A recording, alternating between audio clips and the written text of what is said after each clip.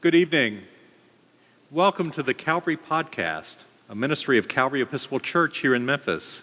The Calvary Podcast is weekly sermons, but also conversations, reflections, and provocations about the mystery of God and what it means to be human in a world in need of repair. Tonight's podcast conversation is part of our Lenten preaching series, Calvary's 98-year gift of bringing messages from prophetic and thoughtful preachers to our city of Memphis and to our world. I'm Paul McLain, Associate Rector of Calvary, and our guest tonight is Jemar Tisby, author of The Color of Compromise, The Truth About the American Church's Complicity in Racism, and most recently, How to Fight Racism, Courageous Christianity, and The Journey Toward Racial Justice. Both books are available here in Memphis at or through Novel Bookstore, one of our partners. Jemar is also a podcaster, a PhD candidate in history at the University of Mississippi, and as we heard at noon today, a powerful preacher. We are very pleased that Jemar is the Marcus Borg Endowed Speaker for this year's series and follows in the tradition of Marcus Borg of not only asking, but wrestling with and living out the difficult questions posed by deep engagement with Scripture. And a little tidbit, Jemar is also a high school classmate of Missy Wilkinson from Waukegan High School in Illinois, and they had a mini reunion a few minutes ago. Go Bulldogs. To you in the live congregation here and you who are live streaming, be thinking of questions as we go along, and you'll have an opportunity here at around 7:15. Heidi Rupke will be our Oprah Winfrey, and we'll go out amongst you and for your questions.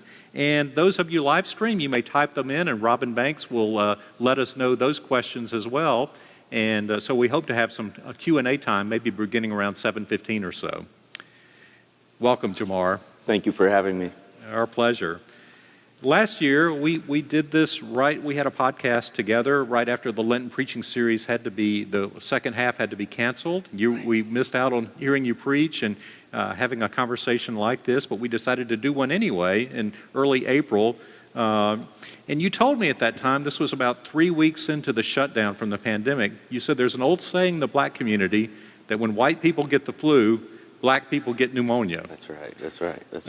And that proved very prophetic when the statistics showed, just right after you talked with me, the disproportionate impact of COVID-19 on people of color. And my first question is, how have you, your family, and those you love fared during the pandemic? You know, it has been obviously a readjustment. You know, my work has me traveling a lot. Mm-hmm. So when the pandemic struck, I had 7 speaking engagements canceled within a week. Mm-hmm. And then, you know, like everyone else, trying to grasp what's going on there. Mm-hmm. The you know, sort of redemptive aspect, if we can call it that, is just a lot of family time. Yeah. A lot of time spent together. We live in a little tiny town where there wasn't much to do anyway. So we're hanging out with each other and bonding.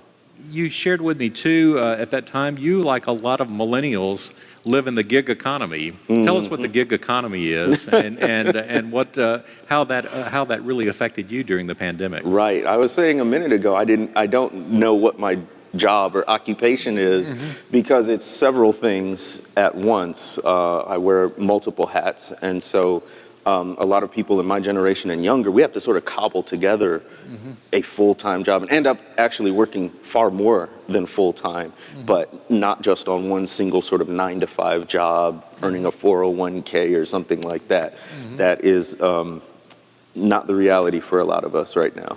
Sure.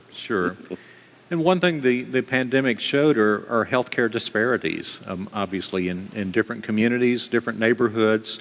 And now the issue of vaccine distribution and also concerns about the vaccine among some black peoples mm-hmm, and other peoples mm-hmm, who mm-hmm. have had experience or adverse experiences with clinical trials or other things. Right. Tell us about that.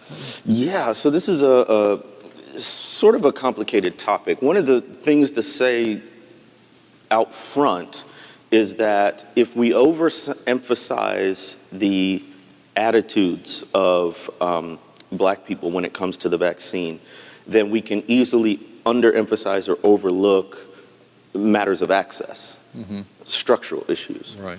So, of course, there are good historical reasons for members of the black community to sort of distrust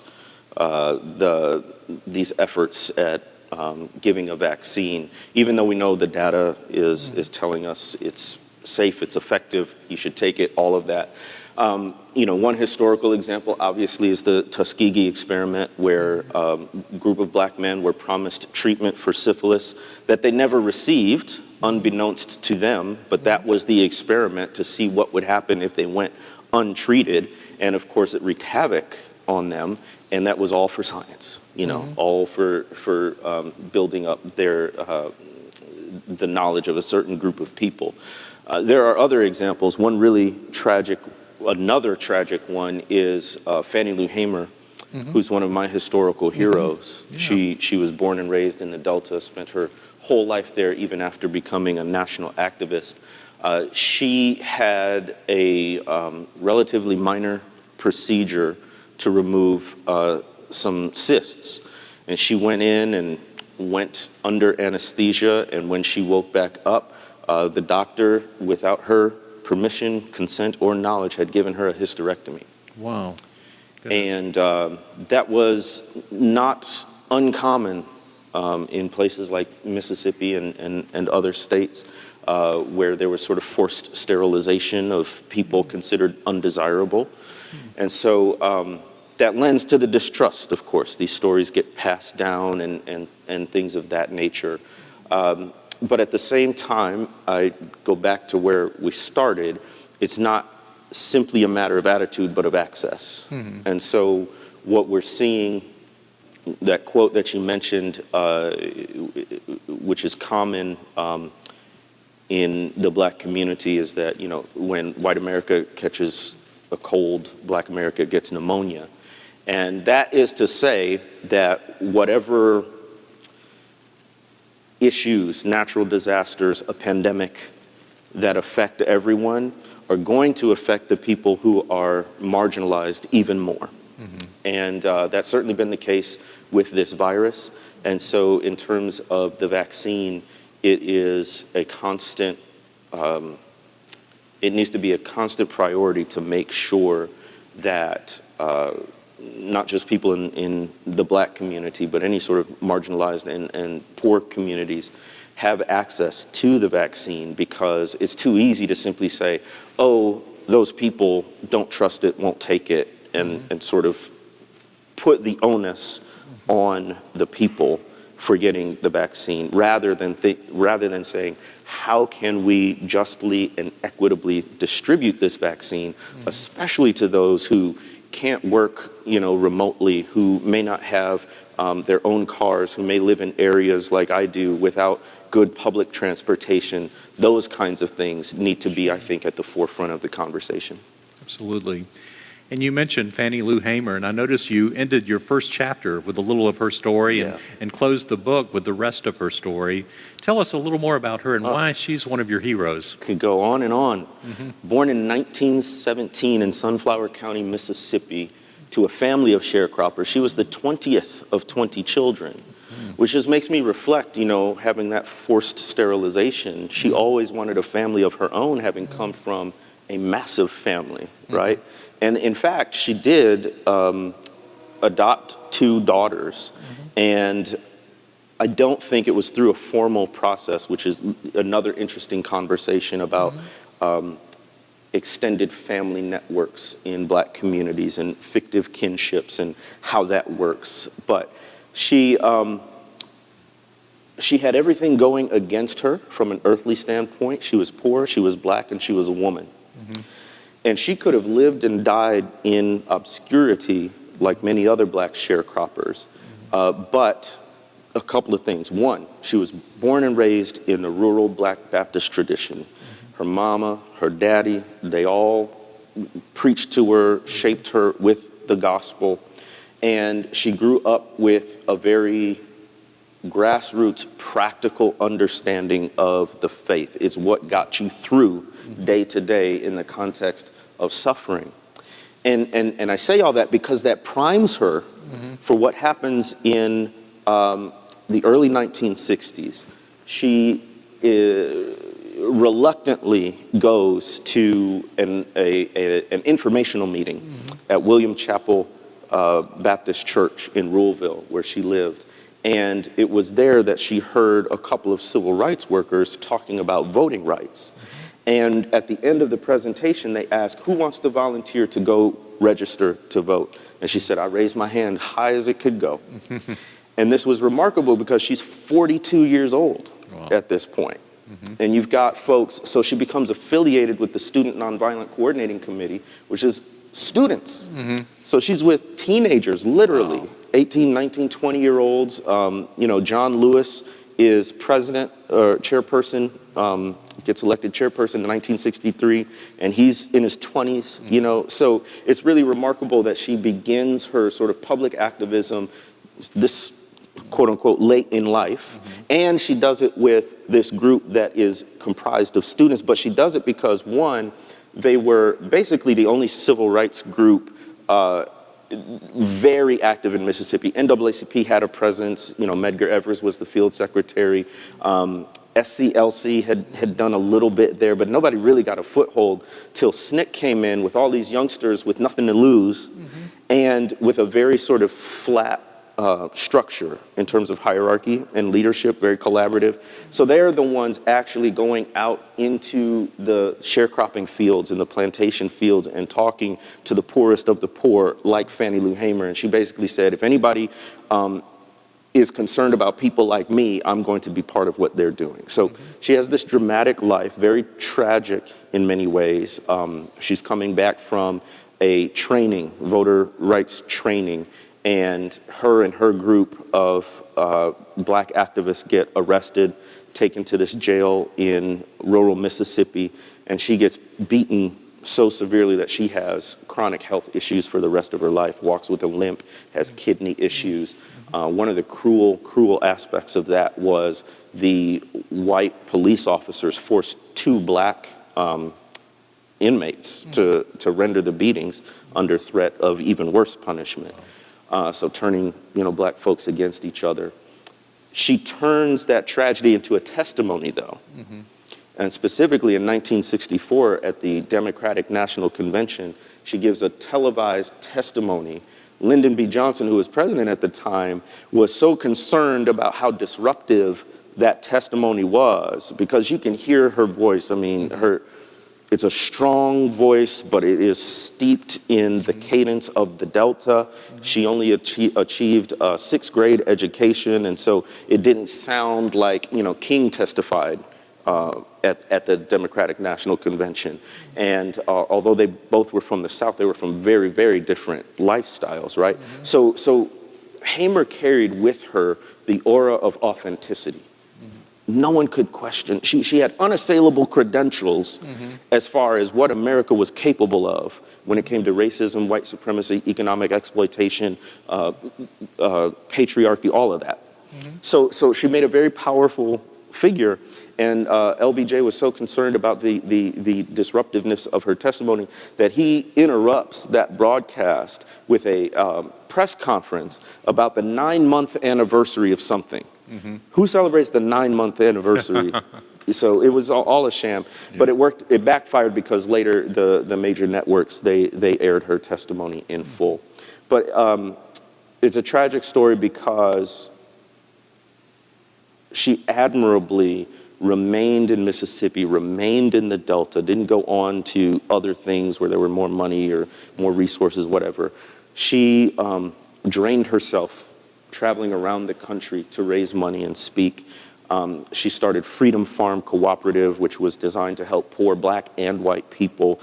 She had a pig bank where you would get a mother pig. Once it had piglets, you would return the pig and raise the other pigs. It was very innovative stuff around economic justice, but died in 1977 with a host of chronic health issues, relatively alone and almost broke. Wow.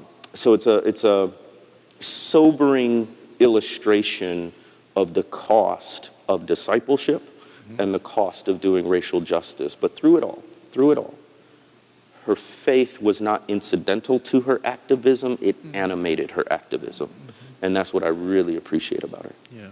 Well, as you were telling her story, you can just feel your passion for history and storytelling. And your first book, and really The Color of Compromise, got into the history of the American church, the complicity. You get into the story that you illuminated in the sermon today about Billy Graham and Martin Luther King Jr.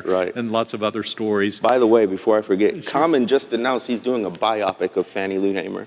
Wow. So if anybody knows Common, let them know that there's somebody on the ground who can help comment on that. But yes, you were talking about Graham. Well, just talking about your passion for history, what I found interesting is you chose for your second book, although you touch on history in this, it begins how-to. It's basically a how-to manual on how to fight racism, and it's really, you took the last chapter of your book, The Color of Compromise, where you talk about what do we do with this. And this whole book is what do we do with this. Right. And but I'm wondering about you kind of deviating from your passion for history. Why was it so important to write this book? Yeah, I thought this book, or the subject of this book, would be my first book, because I was so fired up. I wanted to see people take action. So I'm like, the first book I write, it's got to be about taking action. Through a confluence of events, not least of which I was in the coursework for my PhD and literally reading hundreds of books on history. And it was emotional. There's a recent article out about, can historians be traumatized by the history they study? Because whatever discipline you're in, whether it's labor, gender, race, it's horrific stuff. It's really horrific. So you're sitting there, in my case, reading about lynchings, about, Christians saying horrendous things and passing horrible laws, and even Fannie Lou Hamer's story, right? Like, and you sit there and you know the names and the dates and the places, and that sticks with you, and it's really, really heavy. But I wanted to use that, and my premise was simple for The Color of Compromise. I figured if this moves me, it might move others. Yeah. And that was also my burden to act, that fierce urgency of now, when you know in more detail how bad the history is, it makes you want to take action all the more. So that was my theory, and with The Color of Compromise. And so I just picked the stories. It's a historical survey, so you can't touch on everything, right? So the hardest part was selecting stories, obviously. But one of my guides was what moved me, what made me angry, what made me hopeful, what inspired me, what demoralized me, and include those in hopes of evoking a reaction, because the whole book is really a setup to get to that last chapter in The Color of Compromise, which is about practical steps we can take. But I never wanted it to end there. Most of the books that I read on race only include real practical elements, maybe at the end of a chapter or a single chapter, just like I did in my first book. So like you said, this book, How to Fight Racism, is an expansion of that, because the point of knowing this history, I think, is to motivate us to action. Yeah. And I wanted to give us a framework and a start for that. Right. And you just mentioned lynchings, and I've been reading a little bit about Ida Wells and how she chronicled the lynchings here in Memphis and in our surrounding area. And, we at our conversation that we had Sunday morning about some of your work, we talked about how the seeing the George Floyd event, the death, affected us. And I thought, this is what Ida Wells probably witnessed when she saw a lynching. Right. That's exactly right. I mean, it was her friend who got lynched. Tom Moss. She was the godmother of his a child. Yeah. And it was that personal experience with somebody she knew well, that said, Ida B. Wells said, I'm going to use my prodigious talents as a writer and an investigator. She's an investigative journalist, to bring these atrocities to light, and ran out of Memphis for it. Exactly. Yeah. And you began this book, your second book, something is different this time. And I take it you were probably writing this around the summer of 2020 or shortly I had thereafter. to go back and rewrite it. Yeah. And you leave open the question, but where are you on this question right now? Do you believe the events and protests from that summer, that fateful summer, will lead to lasting transformations in racial healing and justice in our country? Well, it's uneven. Racial justice is a bit like pushing a string. There's going to be advances in some areas, other areas are going to be left behind. And at the same time, there are other people pushing on the string in the other direction. Mm-hmm. So it's a very dynamic thing. But what tends to happen, historians call all of these efforts to resist racism and white supremacy, they call it part of the Black freedom struggle, mm-hmm. Which goes back to, the late 1400s, really. Mm-hmm. And there are various waves. There's the abolition movement, there's the civil rights movement, now we have the Black Lives Matter movement. Mm-hmm. And what happens with each of these waves is that you push the culture, institutions, people a little bit further in the direction of racial justice. That doesn't mean change is inevitable, and it doesn't mean change, once it comes, can't be stripped away, right? Mm-hmm. I mean, even in 2021, we're still fighting for voting rights, mm-hmm. right? But we have the Civil Rights Act, mm-hmm. And we have the Voting Rights Act.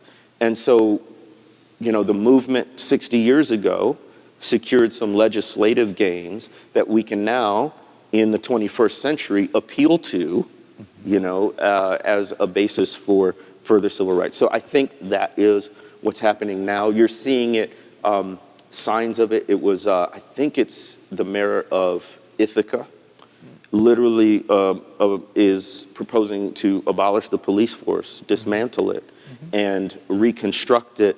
There'll be some law enforcement officers who are armed to deal with a very specific set of circumstances where physical violence is, there's a potential for physical violence, but there's a much larger force of people who are there to intervene from a mental health and a social work perspective. They're not armed. They are going to be trained in, de-escalation and discourse. And it's just a reimagining of it. These are things that, even 5 or 6 years ago would have been fanciful. Mm-hmm. There is a commission. Now, it's a committee. Mm-hmm. So, a committee's a committee. But there's a proposal on the table now at the federal level to establish a federal study commission on the topic of reparations. Mm-hmm. And again, that's something that it's actually been proposed since the late 80s and hasn't gained traction, but it is gaining traction now. They held a hearing for it a couple years back. And as I mentioned earlier today in the sermon, symbolic changes, which I don't think minimizes the importance of the change, that it's symbolic, but things like the state flag of Mississippi coming down, Yeah. So all of those, I think, point to signs of change. Nothing is inevitable and nothing is irrevocable. Mm. But I do think we are certainly in my lifetime, a pivot point when it comes to racial justice. And whether it's a movement, whether lasting change comes of it, is not up to, some vague impersonal force. It's up to us. Mm-hmm.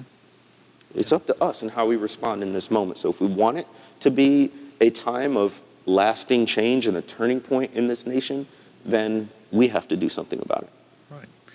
And you build your book around this model you call the arc of racial justice, and ARC, awareness, relationships, and commitment. Tell us about, and you basically shape it as a triangle with a circle around it, and you say you can enter the circle at any time, right, and you tell the key is don't get paralyzed by trying to do it all. Do something. Do something. That's right. Right. That's right. But tell us each of the 3 points and why they're so important, and how do they tie together? Well, I mean, it's important, I think, to understand sort of the genesis of this framework. Whenever I talk about racial justice, white supremacy, if there's a Q&A portion, the question is always, what do we do? Mm-hmm. Which I love that question because it tells me 2 things. One, it tells me that the person asking it recognizes racism isn't simply a problem of the past, it's a problem of the present as well. Mm-hmm. There are people out there who think, well, we passed the Civil Rights Act, mm-hmm. or, we don't have people in white robes and hoods anymore. They're in khakis and polo shirts right now. But they'll say, they'll basically take the attitude, racism ended. What's the big deal? So if somebody says, what do we do? That means they understand racism hasn't ended. The other thing it says is they want to be part of the solution. And I find that hopeful. But I was also frustrated with my response to those questions because it would be this smattering of different practices I would recommend, and it would be random in the sense of, whatever happened to be on my mind at that particular moment. And I just had the sense that, it was going in one ear and out the other, and people weren't remember. I didn't remember it, So I said, well, maybe what would be even more helpful than specific things to do is a framework to help us interrogate our racial justice practices and constantly hone them. That's where the arc of racial justice comes in. Awareness, relationships, commitment is the acronym. And I think you need all three components for a holistic approach to racial justice. So you need to build your knowledge. You need to access the data. You need to understand how race and racism function. But you can't just have a big head, you got to have a big heart too. And certainly within the Christian frame, all reconciliation is relational. I say in the book that when God wanted to reconcile a people, God didn't send a tweet or a TikTok video. God sent a person. God sent Jesus Christ to establish relationship, right?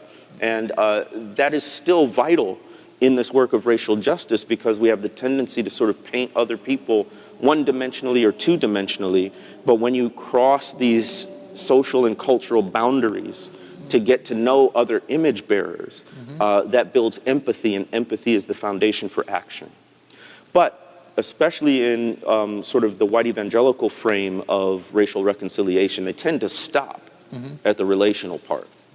So that's where you get the line, oh, some of my best friends are black, or, we have this great relationship with the black church across town.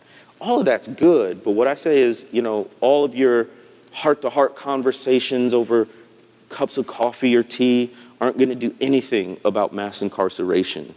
All the pulpit swaps or choir swaps, those are great. It's not going to do anything about fighting voter suppression. So that's where the commitment aspect comes in. Commitment really stands for changing the laws and the policies and the practices of institutions and systems that govern the way we interact with one another. And then the sort of, so that's the triangle part. The circle around it means it's not a linear process. You don't move from awareness to relationship commitment. Right. In that it's all kind of happening at once, and you're never done. Like when you reach age 43 and you practice this, you know everything there is. It's a lifelong process. Yeah.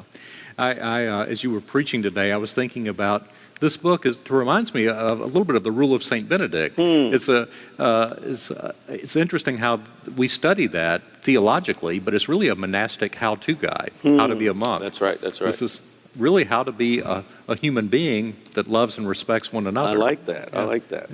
Yeah. You talk about racial reconciliation, and you touched on your experience with the evangelical tradition, and you talk about promise keepers, a one-time kind of hug, but then what happens after that, and Southern Baptist Convention, I grew up in that tradition. Okay. You talk a little bit about that, about one-shot things. I was talking with another scholar who's doing a lot of work around racial justice, and she actually named her center not a center for racial reconciliation, but a center for racial healing. And she said, she disputes the term reconciliation because she argues that there was no relationship to begin with and to conciliate. Right. And you use the term racial reconciliation, and use it. Reconciliation has a lot of theological weight to it too. Yes. But tell us what you mean when you talk about reconciliation and why you still use that term. Yes. So some folks use ethnic conciliation or some other term because the way race has been socially constructed, there was never a time of peace between people of different races, right? So why would you use the word reconciliation? Well, I sort of give two reasons. One is reconciliation is a Bible word, right? So I like using the language of Scripture when possible.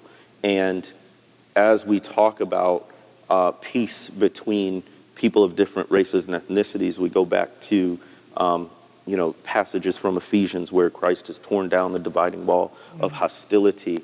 And in Galatians, he's talking about the great mystery hidden from the ages is that Gentiles will be enfolded into the covenant of promise with God, right? And so reconciliation between God and humanity is the foundation of reconciliation between human beings and one another, right? And so I want to use that term. And one of the things that's beautiful about it is this reconciliation with God is achieved on the cross. And if that is achieved, then there's a sense in which the reconciliation we need amongst each other is not something to achieve, but something to receive, a gift that is already there for the taking if we will take it up. And so that's one of the theological groundings for it. And then as to there was never a time of peace between the races. I wonder how far back you go, right? Because why would God call it reconciliation? When were we at peace with God? You would have to go back to the Garden of Eden, right? Right. So So if you want to do that, you could, as far as peace between people of different races and ethnicities. So, it's more than semantics, but I think, as long as people explain their terms, there's a variety of approaches we can take. Yeah. Another term that can be weighted, we talked about Sunday morning, that can be weighted in the Christian traditional is hospitality. What that really means. And I love that you included a quote in the first chapter from Willie James Jennings saying, "Indeed, it is though Christianity, wherever it went in the modern colonies, inverted its sense of hospitality. It claimed to be the host, the owner of the spaces it entered, and demanded native people enter its cultural logics, its ways of being in the world, and its conceptualities." And this quote really spoke to me because my wife, who is part Cherokee, has helped me get a glimpse of the world through native eyes. And my question is, I guess, how do we turn the tables on this inverted hospitality? Willie James Jennings is going to make you think. With that quote, as I sort of mull it over, there are ways that a sort of imperialistic European white Christianity, a colonialistic kind of faith, inhabits cultural spaces, forces people to speak a different language, change their clothing, worship in a prescribed way, all of that. But there's also a sort of theological colonization. And so you'll hear a lot of people talking about decolonizing their faith. And I think that's partly what they mean, is that the Christianity of the Bible, which is multi-ethnic, multilingual, multinational, becomes European, becomes white. And so to grasp the fullness and the breadth of Christianity, you sort of have to extricate that part, or at least add to it as if, the European and white expressions of Christianity aren't the sum total, right? And I think about this just a very sort of, it might be esoteric, but I think a parallel can be made with, I don't know if y'all are familiar with this controversy over critical race theory. We saw this happening in the church. It reached the White House under the previous administration. There was an executive order against certain forms of sort of, racial justice training in federal agencies and whatnot. And, basically very conservative, fundamentalist, Christian nationalist kind of Christians have made critical race theory into this boogeyman. And it's the new label. They used to use communist, Marxist, liberal, whatever it might be. Critical race theory is the latest one. But it's one of these things that feels like colonization because they've taken this framework, which was, popularized in legal studies, and have invaded its logics, trying to take it over with this conservative, fundamentalist, white, evangelical Christian frame, and remake it in an image that it was never intended to be. And so we have to be, what do we do about that? What I think was the root of your question is we cannot let our opponents constantly frame the debate. we cannot let them set the terms of discussion every time. So when somebody, sort of attacks me with the critical race theory label, I reject the premise. And I come back with, you think critical race theory is the threat. Talk to me about Christian nationalism, because that has been and is empirically far greater of a threat to the witness of the church in the United States than anything they say about critical race theory. So we reframe it in a way that is more helpful. Yeah. And you and I, you told me earlier today that you'd like to hear some stories of how people are acting on some of the ideas in your book. And we have an interesting story this year. When you and I talked in April last year, we talked about the efficiency of our community breakfast program that we do on Sunday mornings. We've served 100 to 200 people in our mural room typically every Sunday, but the pandemic kind of blew that up. It was really efficient. People would come in at 7, have a brief devotional, would be served, would go to our clothes closet, receive clothes, would get out. A few may stay for our 8 o'clock service. But this year we had to blow that up because of the pandemic. No, people could not be in that confined space, so we moved it outdoors. And it became like a farmer's market or like a holiday shopping bazaar. And it was amazing how opening up people, it built relationships. People got to know each other's names.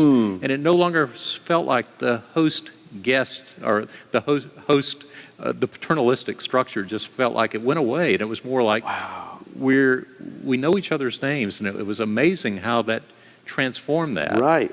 That is a great illustration of it. And even it's really interesting how even just changing the physical space started to change the relational dynamic as well. I love to hear that. Right. As I was thinking about that, we talked a little bit Sunday, thinking about what it means to be a host or a guest. A host is in control. You control the conversation. You control the dynamics. A guest, you're vulnerable. And you kind of have to go with the space. And a lot of us white people are not used to being guests. Right. That's right. Yep. It's a different experience. One of the things you write is the truth is the racial segregation we see on Sunday is downstream from the racial segregation we tolerate Monday through Friday. And last year you told us this when you joined our book study. You were so gracious to do that. Our final night, it was you and 29 white folks around you. And one of our members addressed the elephant in the room and said, why is it this way? How could we're a progressive church, how could we have more black members? And we have some, but not very many. You would think with our views that we would have, or our openness, we would have more. And you told us something really interesting. You said to have integrated churches, you must live integrated lives. That's right. And can you kind of flesh out those statements for us, the Monday through Friday and the integrated lives? What does that mean? I mean, the way we invite most people to church is it's the people we know. It's the people we work with, live next to, the folks in our families, right? So it's seldom this sort of cold call where it's someone you don't know very well or don't have frequent interaction with that you say, hey, come to church. You might try that, but we all know the sort of success rate of those kinds of attempts. It's mostly through organic relationships, right? And if our social networks are racially and ethnically homogenous, why would we expect anything different on Sunday, right? And so there was this really interesting infographic in the Washington Post a few years back that basically said in a 100 friends scenario, the average white person would have 91 white friends and 1 black friend. And then the remainder were, people of different races and ethnicities. For black people, it was something like we would have, on average, 66 black friends. So, still the majority are the same race. But I think we had 8 or 9 white friends in a 100 friend scenario. And so, I mean, that's 8 or 9 times the interaction as a white person would have with a black person. And until those kinds of things change, it's going to be really hard, because even if we put this monumental effort into seeing multi-ethnic, multiracial churches on Sunday, that's great. for an hour or 2 hours, however long your church service is, and then what? Scatter back to your life. So the really hard part, if you're talking about integration, a lot of people will make the distinction between desegregation and integration. So desegregation is removing the barriers. It's saying, it's not turning away black people from the church. It's taking down the signs that say for colored people only, right? But that's a far cry from integrating people, which is inviting them into the life of your organization, your family, whatever it might be. And true integration happens only very rarely because you're talking about equity, you're talking about power sharing, you're talking about not just taking down barriers, but proactively going out and reaching across barriers to bring people in. So what really needs to happen, if we look at the history of the U.S., residential segregation and structures like redlining and the denial of home loans to black people and all of that designed to keep people living apart. And then even in my town where I live, there's a white segregation academy. It started in 1970 or 71, somewhere around there, and it was deliberately to keep the white students away from black students as the schools were desegregating, right? So as long as we have, segregated schools, which in many districts are more segregated now than they were in the 60s or 70s, it's going to be very hard for us to see integrated worship on Sunday. So, if we want to really get down to the nitty gritty, those are the kind of things we're going to have to deal with. Yeah. And in our conversation Sunday, we talked about how, yes, we would love for Calvary to be more diverse, but at the same time, many of our partners and what we see in the city and what you disclosed with Fannie Lou Hamer stories, the power of the historic black church. That's right. And that there's a need for that in the community. And how do we balance that as Calvary and other churches that are facing this? We would love to be more diverse, but yet at the same time, we want to value the black church. How do we navigate that? How do we do that? Was talking earlier in the day about the state of Iowa, which is one of the whitest states in the union. It's over 90% white.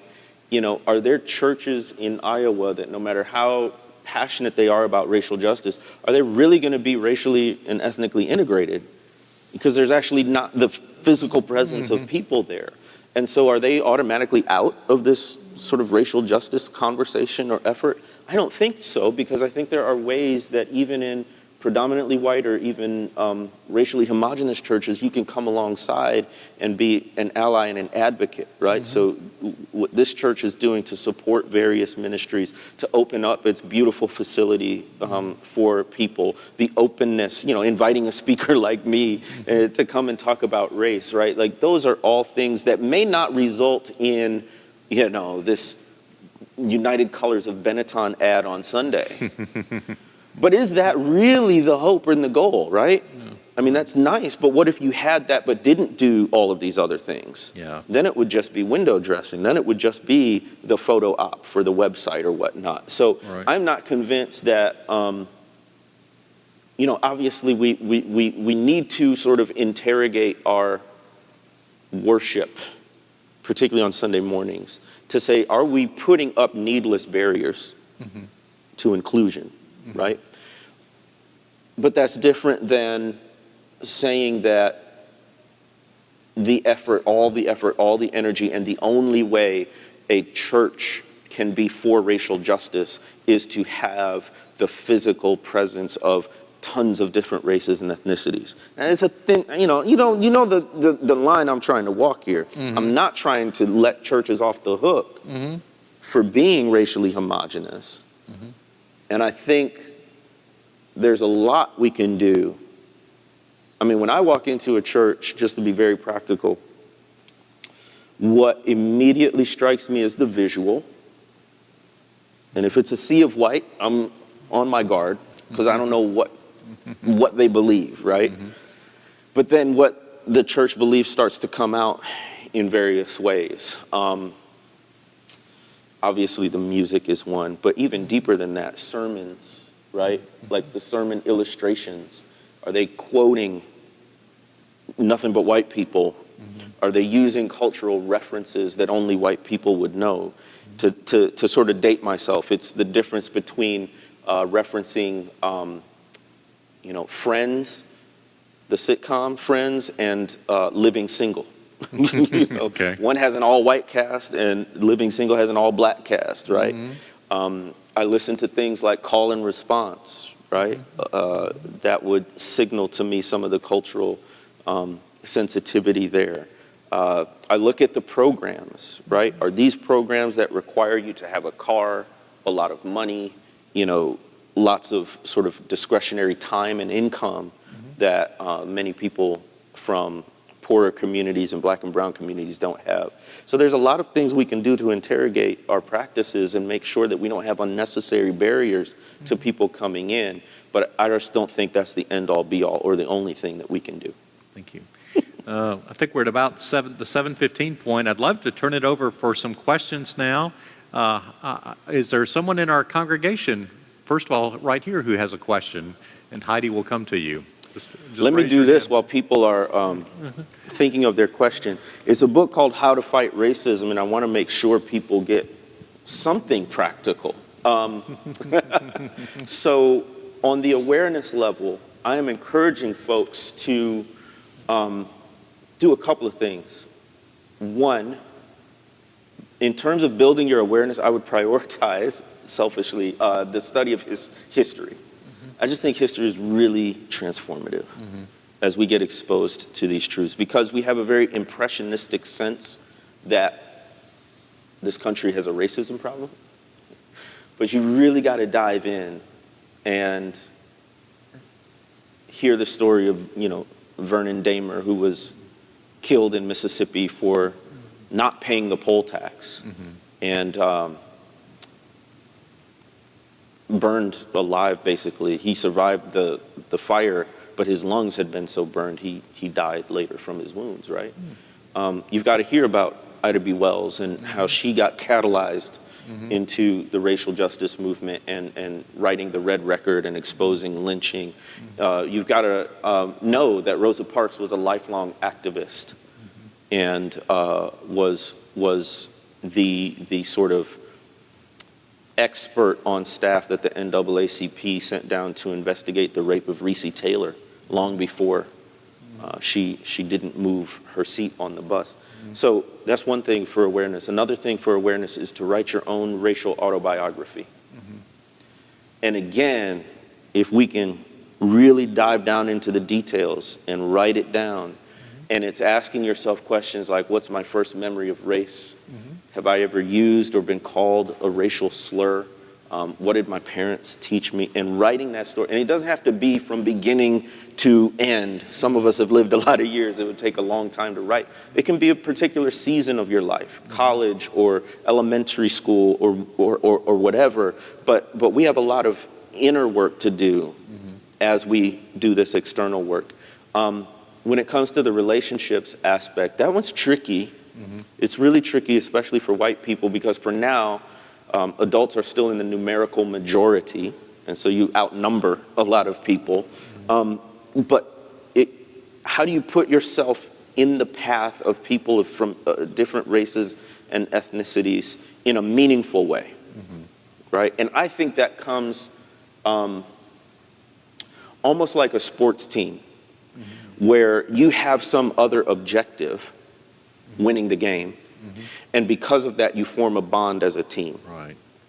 And so I think of, in a city like Memphis, what are the sort of organic groups that are already happening, civic groups, religious groups, whatever it might be, that are in pursuit of some other goal? It could be, a school board, or a parent-teacher association or something like that, where you're coming together for some bigger purpose or objective, and in the midst of that, you're building connections and relationships, but then strategically looking for opportunities where it's not just going to all be white people, right? Exactly. And then on the commitment level, there are so many, but the two that come to mind are criminal justice reform and voting rights, especially voting rights, because right now, a certain party is gearing up for 2022 by changing the rules. And because there are two ways you can react when you lose an election. You can say, okay, we need to go back to our platform and tweak things and, adjust our message so that we appeal to a wider number of voters. That's how democracy is supposed to work. The other way you can respond if you lose is to say, well, we're just going to change the rules no matter what the majority of people want. We're going to make it so. So this is what happened in Mississippi historically. Mississippi has 81 counties and the state population is 3 million, which is smaller than some metro areas around the country, right? But they made it so to win a statewide election, you not only have to win a majority of votes, you have to win a majority of counties, which makes it almost impossible for a Democrat or a black person to win because black people who tend to vote Democratic are concentrated in the Delta, one region of the state, and in Hinds County where Jackson, Mississippi is. And the rest is predominantly white rural communities. And so there's almost no way a Democratic candidate or a black candidate can win in the majority of counties, right? So this is a voting rights issue. And then, of course, we can go on and on about criminal justice reform. And I just don't want people to forget that the 2020 uprisings were, what spurred them was anti-black police brutality. Murder of George Floyd, Breonna Taylor, vigilantes thinking they're cops, killing Ahmaud Arbery, so there's so many justice issues. I just don't want us to forget that. Absolutely, absolutely. Heidi, do we have a question from our live streamers? Okay. Yes. Robin? Kate Church says, on January 6th, when I watched the riots at the Capitol, I was sickened to see a lynching, rope, and the mob. It had nothing to do with election challenge, but a lot to do with white power. What was your thinking when you witnessed this? Whew. I still think a lot about January 6th, and I hope the rest of the country still thinks a lot about it. Obviously, a noose and a gallows conjures up memories of lynching and white racial terrorism. And I mentioned this in the sermon earlier today. We just don't give enough attention to the fact that the Department of Homeland Security named white supremacist extremism as the biggest domestic terror threat, right? And the whole spectacle reminded us that at the end of the day, white supremacists are willing, even eager, to use violence to protect their power. We have another question, and we have one from your old classmate. Uh-oh. She's got some stories, I'm sure.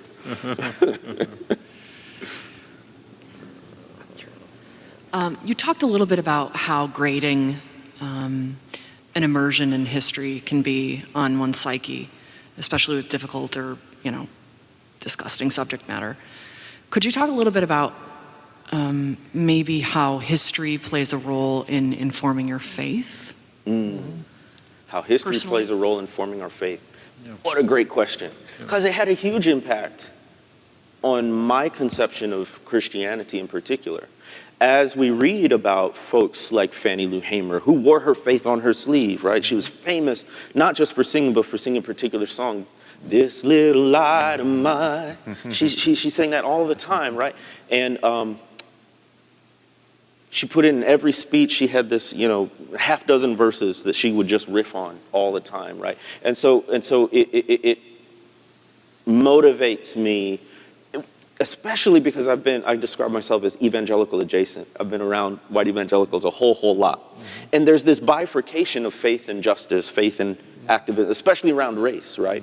And so it reminds me that not every Christian tradition makes that separation. When we looked at the Georgia Senate runoff, it was so interesting because it was Christian nationalism pitted against the black church tradition.